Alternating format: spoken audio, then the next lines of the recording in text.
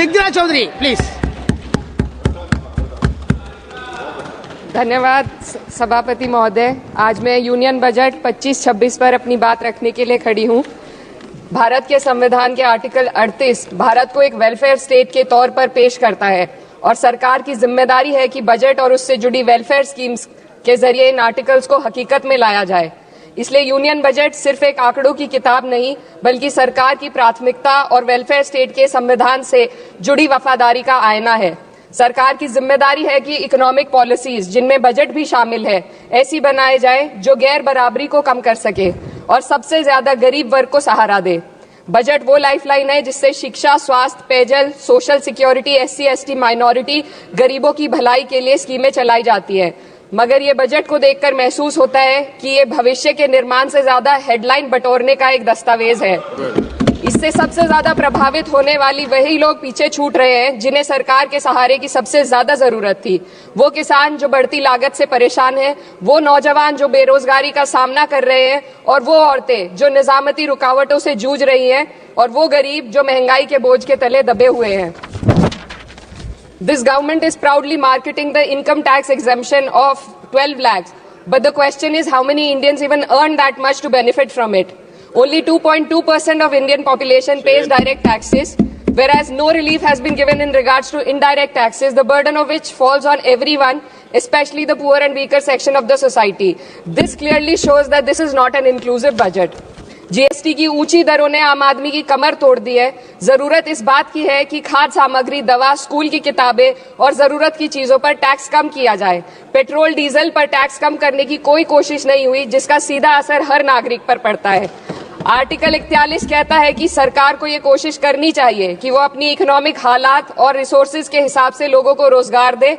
इस बजट ने बेरोजगारी दूर करने की दिशा में कोई ठोस उपाय नहीं दिया है। नई नौकरियों की बात तो छोड़िए, जो पहले से थी वो भी खत्म होती जा रही हैं। स्किल डेवलपमेंट प्रोग्राम के नाम पर करोड़ों खर्च किए जा रहे हैं, मगर सवाल ये है कि ट्रेनिंग लेने के बाद कितने नौजवानों को असल में नौकरी मिल रही है। सरकार के पास इसका भी कोई आंकड़ा नहीं है। सरकारी विभागों में लाखों पद खाली हैं, मगर भर्ती का कोई प्लान नहीं है। आर्टिकल 45, जिसके द्वारा सरकार की जिम्मेदारी है कि हर बच्चे को 6 साल की उम्र तक फ्री और जरूरी तालीम मिले ताकि उनका बुनियादी तालीमी डेवलपमेंट सही से हो सके, जिसको संसद ने शिक्षा का अधिकार अधिनियम बनाकर और भी मजबूती दी थी, परंतु इसकी जमीनी हालत क्या है वो किसी से छुपी नहीं है। नगरीय क्षेत्रों में सरकारी स्कूलों में शिक्षक न होने की वजह से स्कूल बंद हो रहे हैं तथा दूरस्थ ग्रामीण क्षेत्र के स्कूलों में टीचर ही नहीं पहुंच पा रहे हैं। सरकार कह रही है कि डिजिटल इंडिया और AI से तालीम का इंतजाम होगा, मगर जरा जमीन पर देखिए, उत्तर प्रदेश में सिर्फ 22% सरकारी स्कूलों में कंप्यूटर है। मेरे संसदीय क्षेत्र कैराना में कई सरकारी स्कूल शिक्षक न होने की वजह से बंद हैं और मदरसा एजुकेशन के बजट में 57% की कटौती कर दी गई है। क्या यही सबका साथ सबका विकास है? इसी तर्ज पर अस्पताल हैं जहां पर डॉक्टर नहीं है। आर्टिकल 47 अच्छी सेहत और जिंदगी के स्टैंडर्ड को बेहतर बनाने की आवश्यकता पर जोर देता है। राज्य की जिम्मेदारी है कि लोगों की सेहत और उनके वेलबींग को बेहतर करने के लिए जरूरी कदम उठाए, लेकिन हकीकत यह है कि इस बजट का सिर्फ 2% ही आम जनता तक पहुंच पाता है। शामली जिले में 84 डॉक्टर की पोस्ट स्वीकृत है, मगर सिर्फ 29 डॉक्टर काम कर रहे हैं और गायनोकोलॉजिस्ट मात्र 1 है। दवाइयों की कीमतें बढ़ती जा रही हैं, मगर गरीबों के लिए कोई राहत नहीं है। सरकार ने महिलाओं के लिए बजट बढ़ाने का दावा किया, मगर 81% इसका बजट सिर्फ पोषण योजनाओं में डाला गया है। महिलाओं के रोजगार, उनके इकोनॉमिक इंडिपेंडेंस और सुरक्षा के लिए कोई ठोस योजना नहीं बनाई है। बेटी बचाओ बेटी पढ़ाओ का बजट घटा दिया गया, जिससे साफ है कि ये सिर्फ नारेबाजी थी और कुछ नहीं।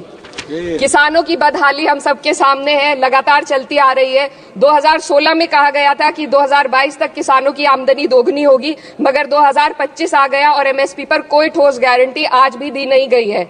गन्ना किसानों का बकाया अब तक नहीं मिल पा रहा है, और तो और उत्तर प्रदेश में अभी तक गन्ना मूल्य भी तय नहीं किया गया है। DAP, यूरिया और खाद की कमी से परेशान किसान आज भी सड़क पर प्रदर्शन कर रहे हैं। मजदूरों के लिए जो सबसे बड़ी योजना मनरेगा थी, सरकार कहती है कि मनरेगा ग्रामीण भारत की रीढ़ है, मगर बजट में कोई भी बढ़ोतरी नहीं मिलना बहुत शर्मसार है। औसतन 44 दिन का ही रोजगार मिल रहा है, जबकि स्कीम 100 दिन की गारंटी की होती है। भारतीय रेलवे देश के लोगों की जीवन रेखा है और इसी से यहाँ के लोगों की आर्थिक एवं सामाजिक जिंदगी चल रही है। देश के हर हिस्से को रेल कनेक्टिविटी से जोड़े जाना सरकार की कल्याणकारी नीति का हिस्सा है। मेरे संसदीय क्षेत्र कैराना के रेलवे से जुड़ी 2 मांगे लंबे समय से लंबित है। दिल्ली शामली सहारनपुर रेल लाइन का दोहरीकरण और पानीपत शामली मेरठ लाइन का सर्वे अति शीघ्र कराए जाने की बहुत पुरानी मांग को बजट में शामिल किया जाना चाहिए। देश भर में बिजली की दरें बेहद असमान है। उत्तर प्रदेश में ये दरें बहुत ज्यादा है। देश भर में एक समान बिजली दरें लागू करने का प्रावधान किया जाए। रिवैम्प योजना में हर घर तक बिजली पहुंचाने के लिए एलटी लाइन बनाने का प्रावधान भी जोड़ा जाए। कृषि उपकरणों व खाद डीएपी को जीएसटी से मुक्त किया जाए। किसानों की एमएसपी की मांग को पूरा करने के साथ साथ उत्तर प्रदेश के किसानों को गन्ना मूल्य निर्धारण पिछले वर्ष से बढ़ाकर किया जाना बेहद जरूरी है। जनपद शामली व मुजफ्फरनगर को एनसीआर में तो शामिल किया गया है, परंतु वहां पर कोई विकास नहीं हुआ तथा उसको कोई भी लाभ नहीं मिला है। वहां के लोग सिर्फ प्रदूषण के बाध्यकारी नियमों से परेशान हैं, इसलिए दोनों जनपदों को एनसीआर की सीमा से बाहर किया जाना चाहिए। मेरे संसदीय क्षेत्र में मैं कुछ चीजें बजट स्पीच में ऐड करना चाहती हूँ। एक, ट्रॉमा सेंटर और जिला अस्पताल के अपग्रेडेशन की भी मांग है। जनपद शामली और सहारनपुर में एक महिला डिग्री कॉलेज खोला जाए।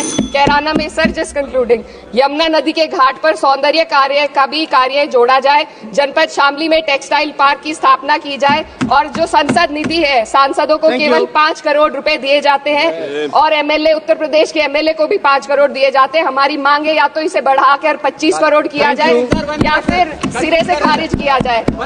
Sir, just one minute. The union budget was an opportunity to address the pressing... Sir, just 1 minute. Please, 2 more speakers are in your party. Sir, just concluding. Pressing concern of India's citizen, rising unemployment, soaring inflation, crumbling public services and deepening rural distress. Yet, instead of offering real solution, the government has focused on optics and half measures. While tax relief for the middle class is welcome, it does nothing for the millions who earn too little to benefit from it. Education remains underfunded, rural employment stagnates and farmers continue to struggle without meaningful support. The delays in conducting the census and caste census further exposes the government's disregard for data-driven policy making and social justice. India needs a budget that prioritizes its people, not just its economic headlines. A budget that invests in human capital, strengthens social security and ensures dignity and stability for all. But what we have instead is another missed opportunity, one that fails the poor, the youth, the farmers and the women of this country. Budget प्रस्ताव पर अपने विरोध को मैं 2 पंक्तियों में आपके सामने रखना चाहूंगी। बेदम हुए बीमार दवा क्यों नहीं देते? बेदम हुए बीमार दवा क्यों नहीं देते?